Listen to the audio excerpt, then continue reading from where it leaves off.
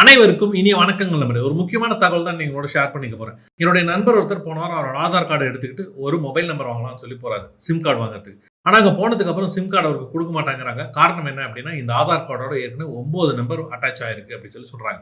இவருக்கு பயங்கரமான ஷாக். இல்லையா நான் அத்தன நம்பர் நான் வாங்கவே இல்லையே அப்படின்னு சொல்லி என்கிட்ட வந்து கேட்டாரு. என்ன பண்றதுன்னு தெரியலன்னு சொன்னாரு. அவருக்கு நான் என்ன சொன்னேனோ அத தான் உங்களுக்கும் நான் சொல்றேன். தயவு செஞ்சு ஃபாலோ பண்ணிக்கோங்க. உங்களுடைய ஆதார் கார்டையும் ஒரு தடவ நீங்க போய் செக் பண்ணிக்கோங்க. இது வந்து ஒரு கவர்மெண்டோட வெப்சைட் தான். டாஃப்காப் அப்படின்னு சொல்லிட்டு இந்த வெப்சைட்டோட பேரு.